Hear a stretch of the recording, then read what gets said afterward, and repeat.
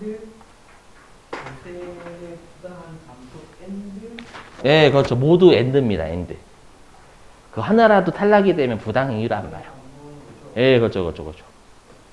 근데 방금 예를 들 때 합도가 그 건수로 이렇게 그러니까 예를 들면 이게 3억이면 이게 연간 개념인가요? 아니면 건수? 건수죠, 건수. 예, 연관 개념 아닙니다. 건수입니다요. 자, 보시죠, 여러분들. 그러면 여기 시가인데, 여기 시가는 말문제 가끔 나오고요. 저기, 여기는 반드시 외우셔야 돼요. 우리 실기는 여기가 나옵니다. 금전대차 거래 시가. 여기가 출제가 돼요. 여기는 잘 외우시길. 자, 보시죠. 여러분들 우리가 시가라는 걸 공정가치라고 하죠. 공정가치. 그럼 여러분 왜 공정가치라고 시가를 공정가치? 공정한 거래가액이니까 공정가치라고 하는 거예요. 우리가 공정한 거래가액이면 상대방이 특수관계자가 아니어야죠, 여러분들. 맞죠? 그래서 우리가 원칙적인 시가는 우리가 제3자와의 거래해야 됩니다. 되시겠죠? 근데 여러분들 우리가 일반적으로 제3자와의 거래인데 우리가 상장 주식은 여러분들 일반적으로 특수관계자가 아니죠. 맞죠? 그래서 상장 주식 있잖아요. 우리가 상장 주식은 어떤 걸 시가로 보냐면 요거예요. 우리가 장내 거래시면 해당 가격. 여기 올해 개정이 됐습니다. 옛날에는 종가로 봤었거든요. 종가 마지막 가격. 맞죠? 근데 상장 주식은 장내 거래면 해당 가격이고요. 우리가 장외 거래다라는 건 시간의 거래, 시간의 거래. 맞죠? 시간의 거래일 때는 그때는 우리가 종가로 따집니다. 시가를요. 이거 말문제 대비요. 우리 시험에 실기하고는 좀 전혀, 실기에서는 얘네들은 좀 떨어져요, 여러분들. 말문제 대비하시는 거고. 자, 그 다음에 두 번째. 여러분들 우리가 그 자산의 시가를 매겨주시는 분이 감정평가사 분들이에요.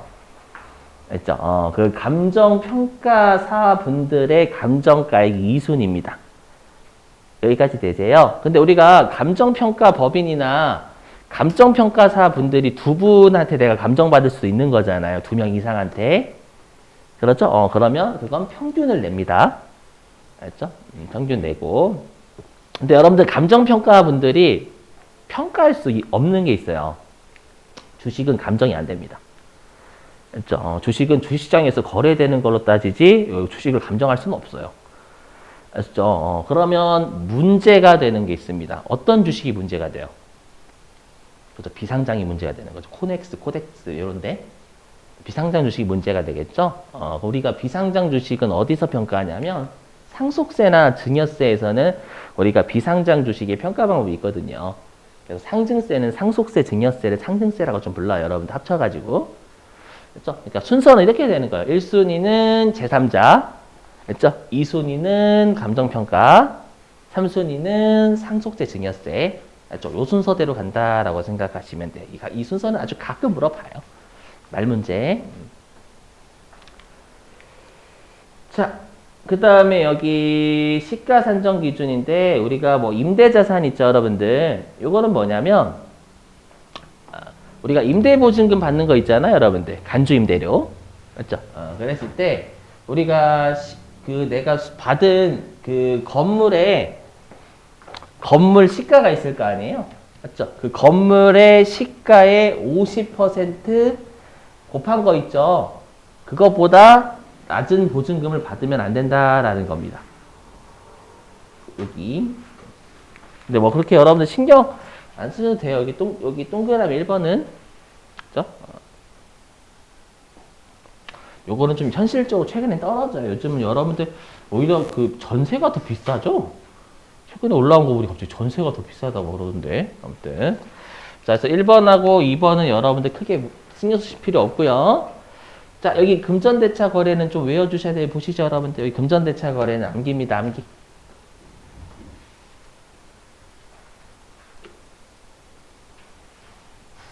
자, 잘 보셔야 되고, 외우셔야 돼. 뭐냐면, 내가 특수관계자한테요, 돈을 빌려준 거예요. 그게 업무무관 가지급금이죠, 여러분들. 맞죠? 그래서 특수관계자한테 제가 업무와 무관하게 돈을 빌려주잖아요. 그러면 원칙은 가중평균 차입이자율을 써요. 자, 이게 무슨 말인지 해볼게. 들어보시면. 일단 이해가 돼야 우리가 나중에 실기할 때 여기에 입력 가능하겠죠? 자, 들어보시면.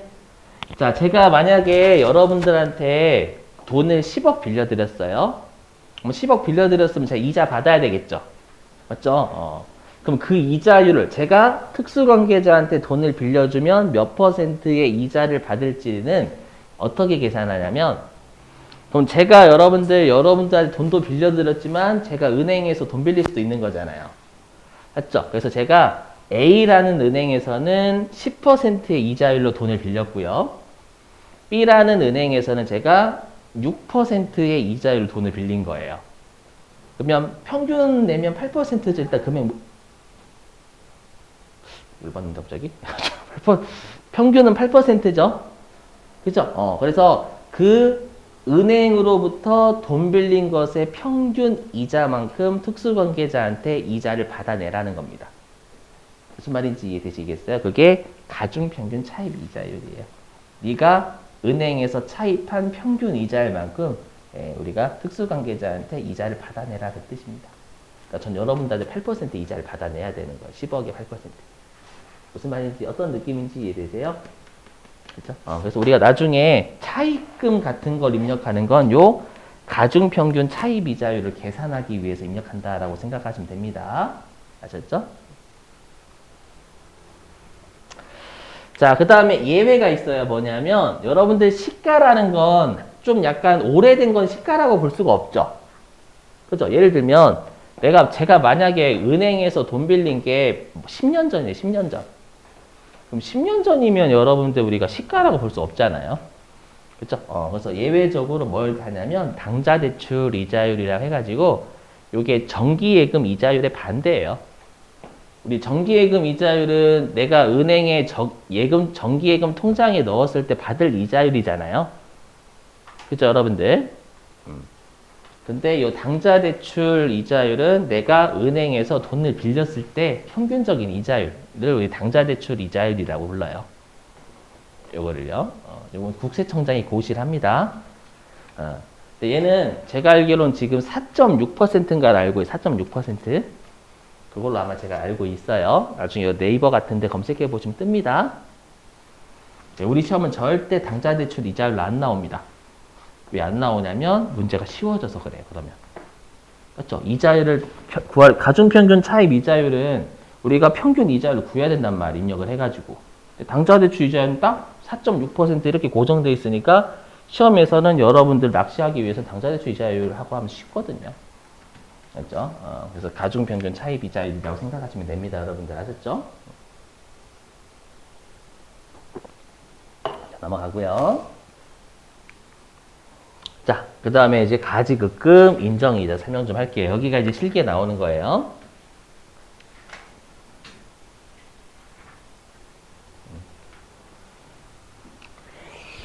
자, 들어보시죠. 들어보시면. 자, 요 인정이자가 뭐냐면 말 그대로 제가 특수관계자한테 업무와 무관하게 돈 빌려줬죠. 돈 빌려주면 받아야 될 세법상 이자 수익입니다. 이자. 알죠? 그걸 우리가 인정이자라고 불러요. 그럼 어떻게 계산을 해보시죠? 일단 가지급금 제가 여러분들 10억 빌려드렸잖아요. 알죠? 방금 사례에서. 그러면 거기에다가 받아야 될 이자율을 인정이자율이라고 불러요. 방금 저 8%라고 했죠? 아까 은행에서 돈 빌린 것만큼 빌려주라고 했었잖아요, 여러분들. 맞죠? 그래서 이 인정이자율은 가중평균 차입이자를 써요. 맞죠? 아까 그 개념.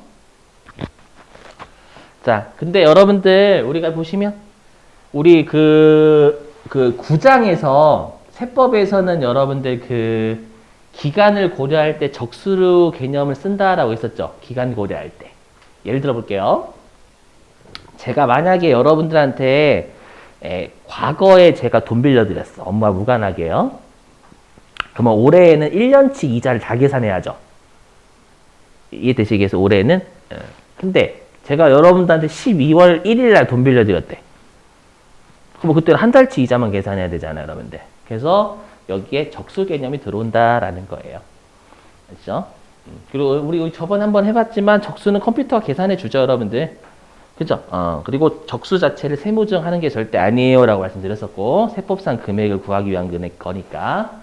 오케이? 이렇게. 자, 그럼 보시면. 근데 여러분들 우리가 중요했던 게 그거 있었죠. 교재 어디였었냐면, 그 교재 236페이지 피실래요? 교재 236페이지. 교재 236. 거기 어디 있냐면 가로 2번 업무무관 가지급금 있죠.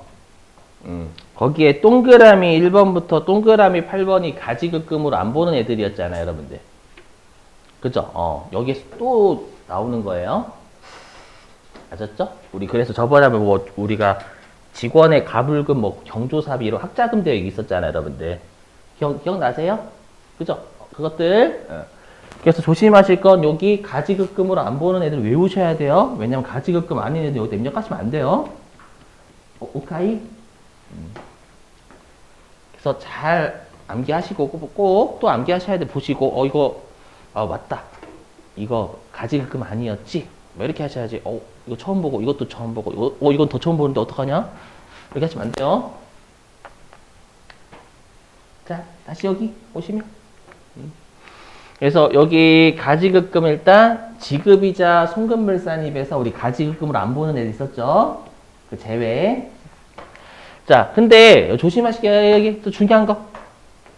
자, 우리가 우리 9장 지급이자 송금물산입에서는 업무무관 자산을 제재하는 게 목적이니까 적정 이자를 받건 안 받건 그냥 가지급금 다 문제 삼았죠.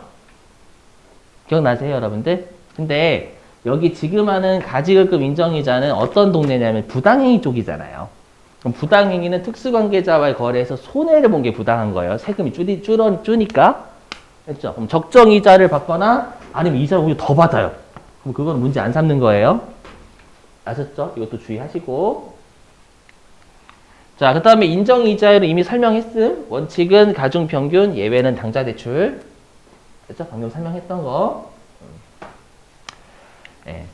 자, 그래서 시험에 이렇게 주는 거, 시험에 이렇게도 줍니다. 들어보시면. 시험에서 회사는 요 인정이자율에 대해서 신고하지 않고 있다. 이렇게 주는 거예요.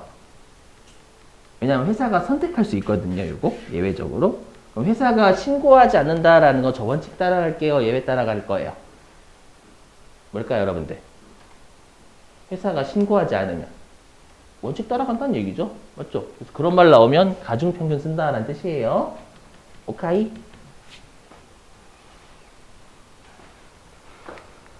자, 그리고 여기 보시면 여기. 자, 그래서 예를 들어 볼게요. 자, 여기 들어보시면.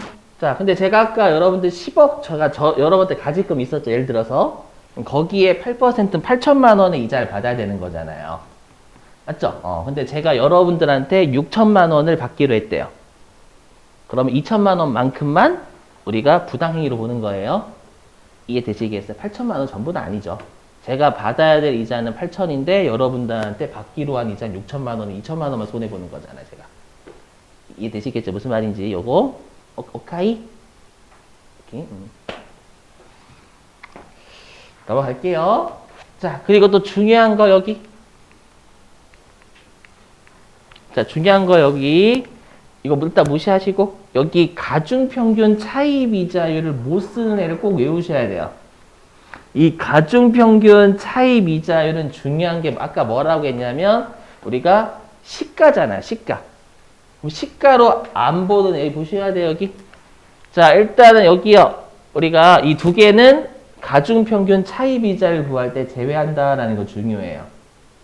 자, 뭐냐 한번 들어보실게요. 자, 제가 특수관계자로부터의 차입금이 있대요. 그럼 특수관계자로부터의 차입금은 시가야 아니에요? 그거 시가가 아니지. 맞죠? 그래서 우리 좀 이따가 실기할 때 우리가 차입금을 A은행, B은행, 그리고 우리 회사 자회사로부터 빌린 게 있는 거야. 그럼 우리 회사 자회사는 특수관계자고 그걸 시가로 못 보겠죠? 세법에서. 이해되시겠어요? 그래서 가중평균 차입이자를 구할 때는 특수관계자로부터의 차입금을 삭제해 주셔야 돼요, 여러분들이. 오카이?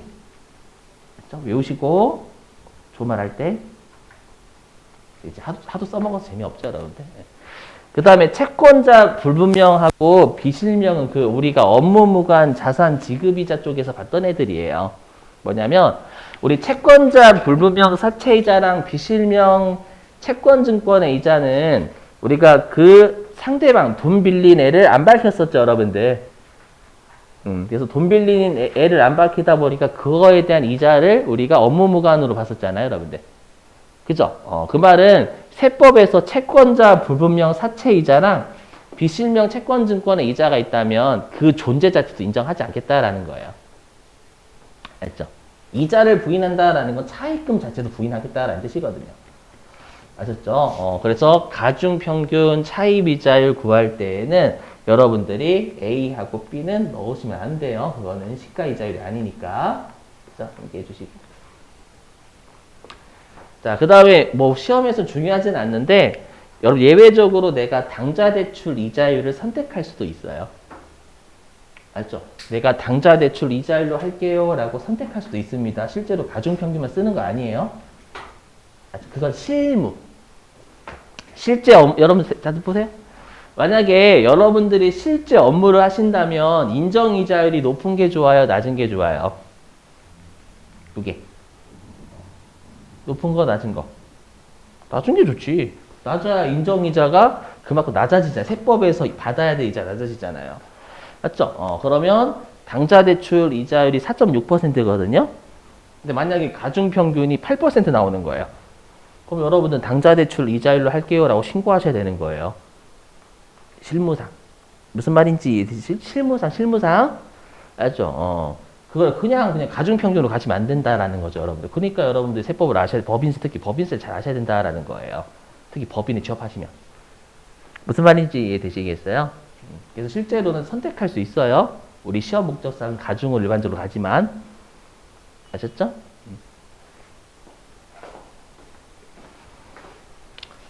자, 넘어가고.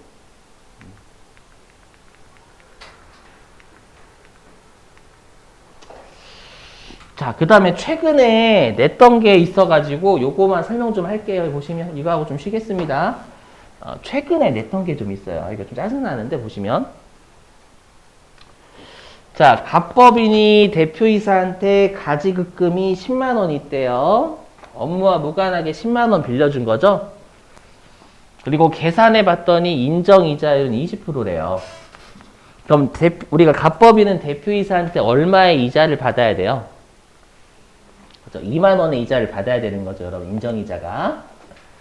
자, 근데 첫 번째 사례. 자, 얼마를 받기로 약정을 안 했대요.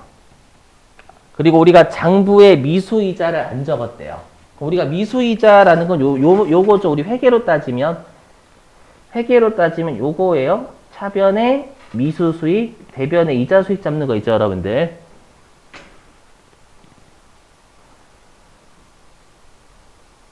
이게 우리가 미수이자라고 하잖아요. 미수이자. 되세요? 그래서 대표이사한테 얼마 받기로 약정도 하지 않고요. 실제로 미수수익도 장부에 기록을 안 한 거예요. 맞죠? 그럼 얘는 전부 다 입금, 산입, 인정이자 상여가 되는 거예요. 왜냐면 2만 원의 이자를 받아야 되는데 얼마 받기로 약정 안 했잖아요. 그럼 빵원이니까 다 전에 입금, 산입, 상여로 때리면 되겠죠.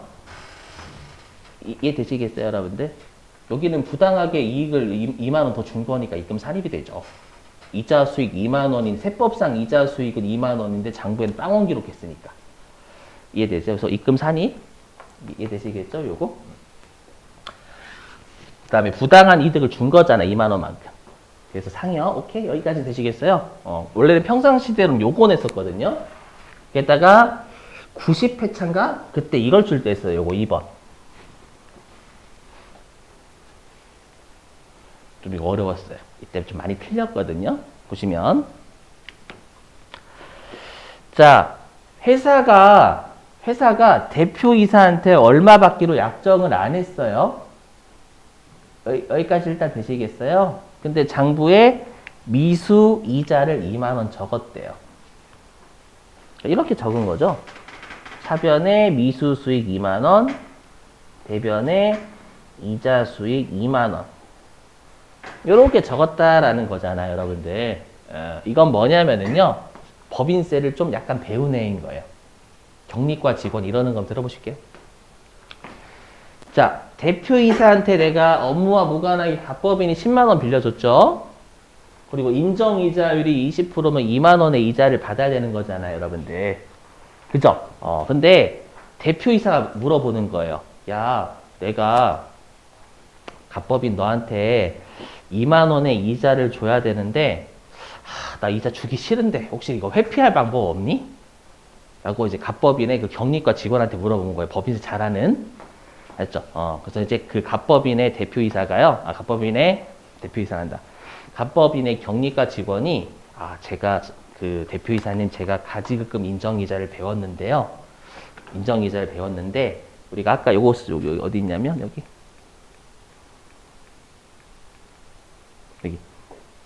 발생주의에 따른 이자 수령을 뺀다면서요. 받기로 한 금액. 맞죠? 아까 여기. 예. 그래서 뭐냐면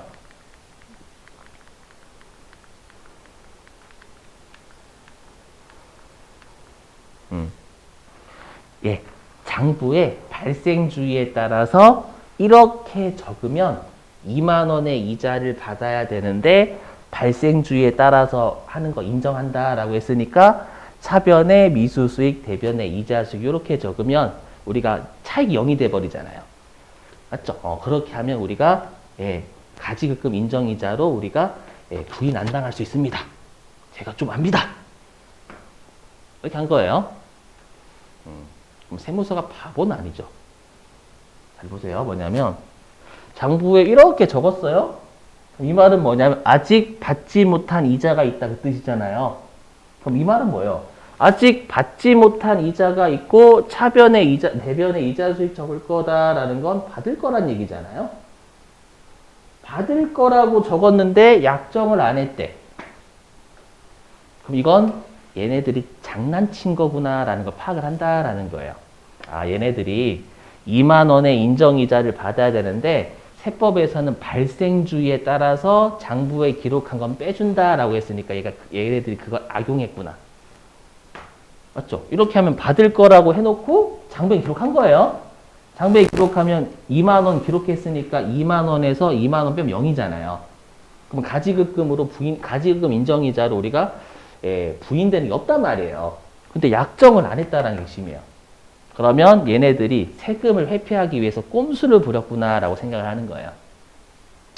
어떤 느낌인지 이해되시겠어요? 그럼 세법은 이걸 어떻게 보냐면 이렇게 적어 가공의 이자를 만들었다라고 생각하는 거예요. 약정은 안 했는데 차변에 나 이자 받을 거예요. 뭐 개소리야. 이거 세금 회피하기 위한 가공의 미수수익이라는 자산을 잡았다라고 해석을 하는 거예요. 이해되시겠어요? 그럼 가공의 자산을 잡았으니까 어떻게 하냐면 얘를 부인해버려요. 이 분계를. 맞죠? 그래서 요 분계 있죠? 요 분계를 부인해버립니다. 그럼 우리가 부인한다라는 건 뭐냐면 분계를 부인한다라는 건 취소죠. 취소. 그래서 이렇게 봐요. 차변의 이자 수익 2만 원. 야, 그 대변의 이자 수익 2만 원 잡은 거 여기 가공의 이자니까 부인 없애. 그리고 미수 수익? 야, 너 받기로 한 적도 없는데 받을 거라고? 개소리. 미수 수익도 부인시켜 버리는 거야. 이거 이해되시겠어요? 차변의 미수 수익 적은 거 요거 부인이야. 우리 세무서가 또라이는 아니란다. 지금 세법 규정 악용하고 있네. 이렇게 생각하는 거예요. 됐죠? 그럼 이거 세무조 어떻게 해요? 입금 불산입이 되겠죠? 오케이? 그죠? 그래서 입금 불산입 마이너스 유보죠. 세법상 자산이 주니까. 그래서 일단 이 세무조 무조건 하셔야 돼요. 요거는 컴퓨터가 안 걸어줄 겁니다. 알죠? 이 분계가 그 가공의 이자를 부인시키는 거예요. 되셨죠? 이렇게 부인시키면 이자 수익이 얼마가 된 거예요? 장부에서 기록한 거. 0이 됐죠? 2만 원 했다, 여기 2만 원. 요 세무 조정을 통해서 이자 수익은 0이 된 거예요. 이해되시겠죠? 그러면 세법상 받아야 될 인정이자는 2만 원이잖아요. 근데 이 세무 조정을 통해서 이자 수익을 0으로 만들어놨죠, 장부상. 그러면 2만 원만큼 입금 산입 상여가 되는 거예요. 뭐 이거 여러분들 보시면 어떻게 돼요? 단기에는 단기에는 뭐 법인의 세금을 늘리는 건 없죠. 하지만 대표이사는 소득세 납세뭐 유발이 되잖아요. 요거부터 제재고, 그 다음에 마이너스 유보는 어떻게 돼요? 나중에 플러스 유보 추인되죠. 맞죠? 우리가 이제 특수관계자, 이건 버리세요. 특수관계자로부터요, 1년, 우리가 특수관계자로부터 내가 올해 연도 말 있죠? 올해 연도 말로부터 1년 이내에 특수관계자로부터의 가지금을 회수하지 않잖아요. 그러면 회수하지 않으면 강제로 그때는 우리가 이거 추인시켜버려요. 그거 버리셔도 돼요. 아셨죠? 그럼 나중에 1년 이상 이제 1년이 지나버리면 얘를 강제로 입금 산입 플러스 유보로 시켜버려요. 그러면 그때는 법인세가 더 늘어나겠죠. 이해되세요? 뭐 요렇게 한 적이 있어요. 딱 한 번. 맞죠? 그럼 회사 계상액은 0인 거예요. 회사가 2만 원 적었다고 2만 원 이자 수익이 아닌 거예요. 회사 계상액이. 이걸 통해서 회사의 이자 수익이 0이 돼버린 거예요. 아셨죠? 그래서 요거는 컴퓨터 여러분들 여기다 이거 걸어주시고, 회사의 이자 계상액을 2만 원 잡으면 안 돼요. 0으로 잡아야 돼. 아셨죠? 그건 숙제로 내게 제가 녹화한 게 있어가지고. 아셨죠? 자, 일단 여러분들 10분 쉴게요. 그리고 이제 입력하는 방법 좀